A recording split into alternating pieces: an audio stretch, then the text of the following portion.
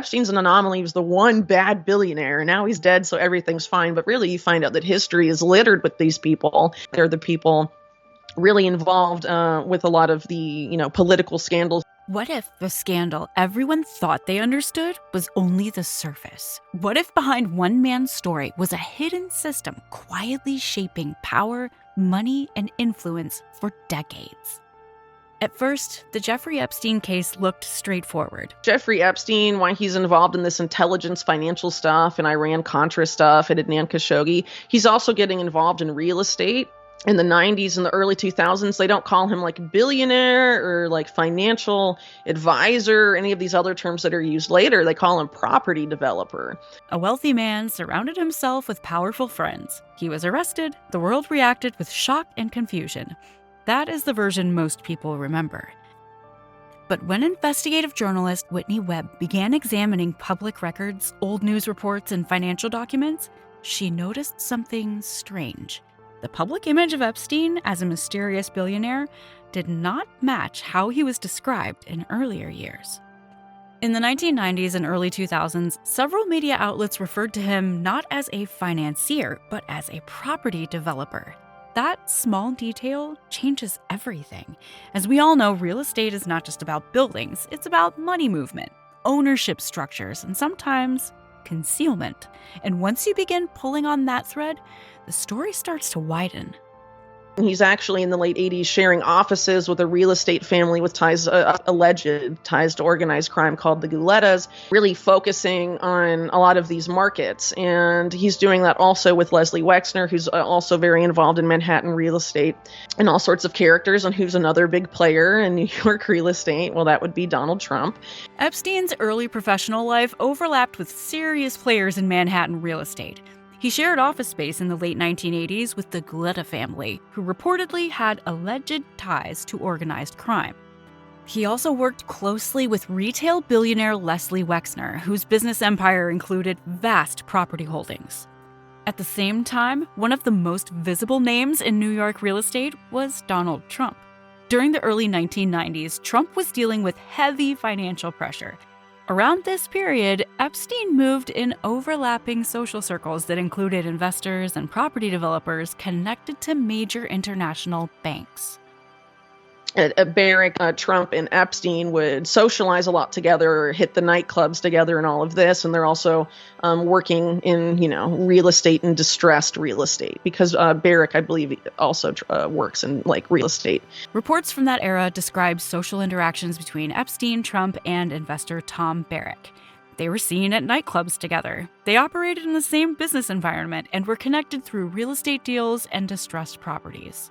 Their supposed tiff that, ruined their friendship and all of this was over a Palm Beach mansion that they both wanted to buy. Why did they want the mansion? I think the person that actually ended up buying it bulldozed it or something, but it was probably not, because they wanted to live there. They wanted to use that purchase for something, whatever that was. I would argue it was probably, for financial fun and games. One well-known disagreement between Trump and Epstein centered around a Palm Beach mansion that both men wanted to purchase.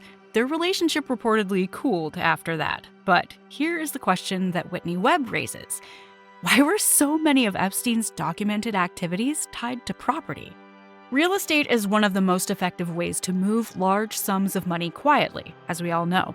It allows funds to pass through shell companies. It creates layers of ownership that are difficult to trace. It offers legitimacy on paper. If Epstein was involved in financial crimes, as multiple investigations suggest, real estate would have been an ideal tool. That possibility shifts the narrative from scandal to system. If you ask me about Jeffrey Epstein's involvement in real estate, he was most likely using it to facilitate the other financial crimes in which he was, or most likely engaged at distinct periods in his career, because real estate is a really useful way to launder money for a lot of people. Property is rarely just about location. It is about leverage. When large estates, luxury apartments, and commercial properties change hands, enormous sums move with them. Loans are structured. Offshore entities are formed. Partnerships are created that exist only on paper. Whitney Webb's research highlights how Epstein's identity as a property developer appears consistently in earlier reporting. And Epstein, over the course of his career, was very involved in money laundering. So, that's probably why. But, their supposed tiff that, ruined their friendship, Palm Beach mansion that they both wanted to buy, and they were sort of got competitive. And, why did they want the mansion? I think the person that actually ended up buying it, bulldozed it or something, but it was probably not. That suggests his role may have been tied less to investment genius and more to facilitating transactions. Property allows capital to flow across borders with fewer questions than direct bank transfers. It creates assets that can be borrowed against. It provides a vehicle for restructuring money that needs a new origin story. In this context, disputes over high-value homes take on a different tone. The Palm Beach mansion that caused tension between Epstein and Trump may not have been important because of its view or square footage. It may have been important because of what such a purchase could enable. When you look at it that way, the buildings become secondary. The transactions become the focus. His media empire imploded, upon his death, but it was in trouble before then, and it turned out he stole this money from the pension funds. I think that's what most people, know about Robert Maxwell, but the story is a lot more complicated than that. To understand this network, you have to understand Robert Maxwell. Robert Maxwell was a powerful media owner with documented ties to intelligence circles. His empire collapsed in 1991 after massive financial fraud was exposed. He died that same year after falling from his yacht under very mysterious circumstances. So, anyway, they create this company called the McKinley Group, which produces one of the early search engines called Magellan. And Magellan makes all these deals with tech companies at the time, including Microsoft. The vice president of the McKinley Group is Isabel Maxwell. Isabel Maxwell is the person that makes those deals. Official explanations included accident and suicide. However, his daughter, Ghislaine Maxwell, publicly expressed doubt about the official narrative. After his death, members of the Maxwell family became involved in technology ventures. Christine and Isabel Maxwell launched a company called the McKinley Group, which developed one of the early internet search engines known as Magellan. Magellan entered into partnerships with major technology firms, including Microsoft. That's about Isabel Maxwell, because at this point she's in charge of a IDF ComTouch, which is basically rescued by Paul Allen and Microsoft, which invest a bunch of money in her company. This is where the story becomes more complicated. Isabel Maxwell later became associated with a technology firm called ComTouch, which had links to Israeli intelligence circles. Despite significant financial losses and weak performance, ComTouch received major investment from Microsoft and Paul Allen.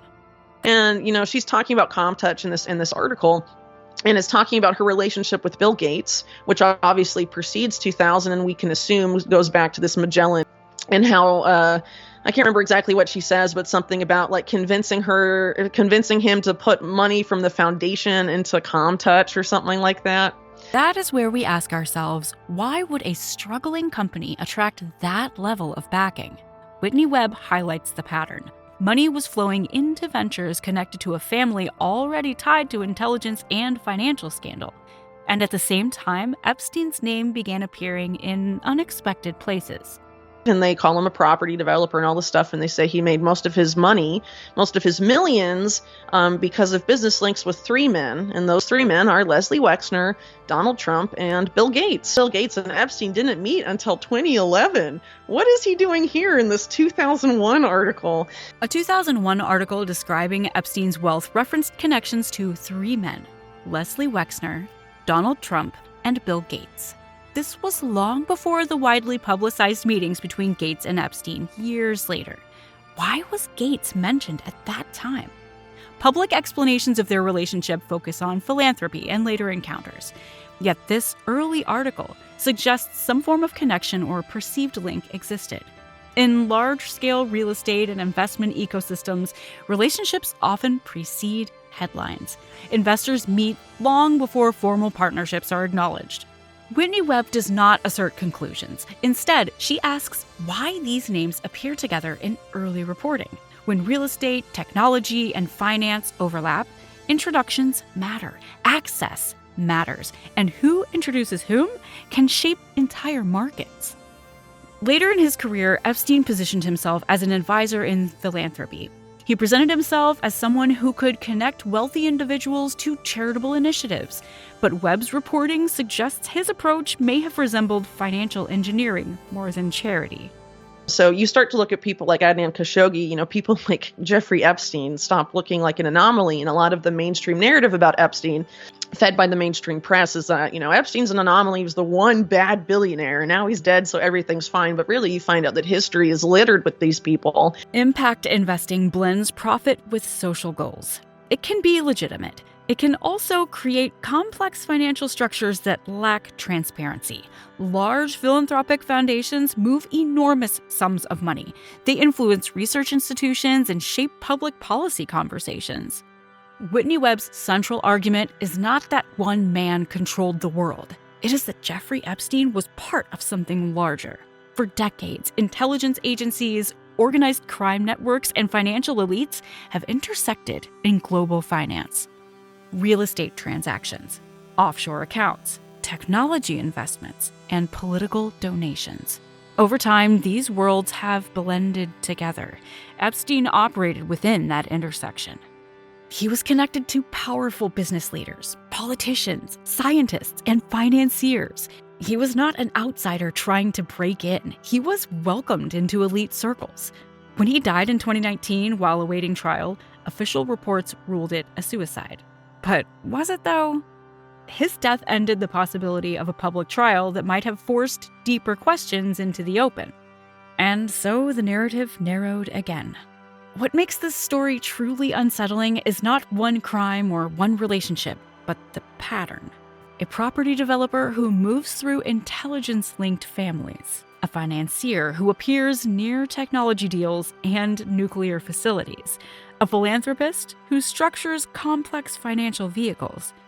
A social connector who introduces young women into elite circles.